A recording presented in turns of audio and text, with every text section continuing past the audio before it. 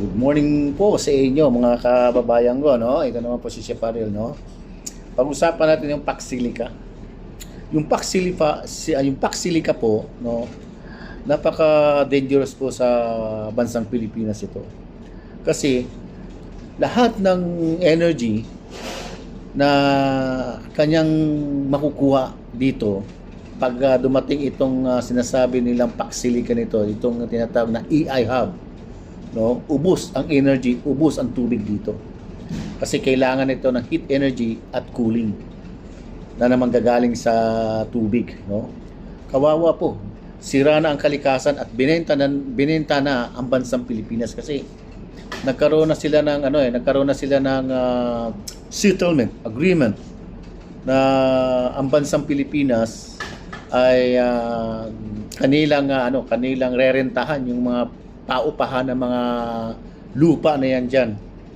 Kasi nandiyan na nasa Pilipinas kasi ang pinakamaraming minerals na gustong itayo ng EI na ito.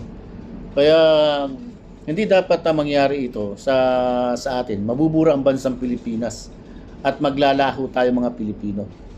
Yan lang ang masasabi ko sa inyo mga kababayan ko mga Pilipino, no? Dapat paghandaan po natin ang ganitong bagay. Pag-isipan po natin kung ano ang dapat gawin, no? Dahil ang administration natin ay nakipag-settlement na, sign of contract para maaprubahan ang Paxilica na ito. Napaka walang hiya talaga ang ating gobyerno talaga ngayon. Pera, mukhang pera talaga. Mukhang pera. Talagang pagnanakaw na talaga ito sa ating kabanang bayan, pagbebenta ng ari-arian ng bansang Pilipinas, no? Pati mga lupa, no, mawawala na ang ating hadikain bilang Pilipino.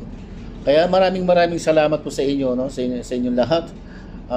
Ito po si Chef Ariel na nagbibigay lang ng mensahe, no, tungkol sa pangkabuhayan natin, no, kung paano natin na mabibigyan na lunas ang bawat isa natin sa bawat mamamayang Pilipino, no, lalong-lalo na naghihirap tayo. Maraming salamat po sa inyo lahat. Ito po si Chef Ariel. Mabuhay po kayo.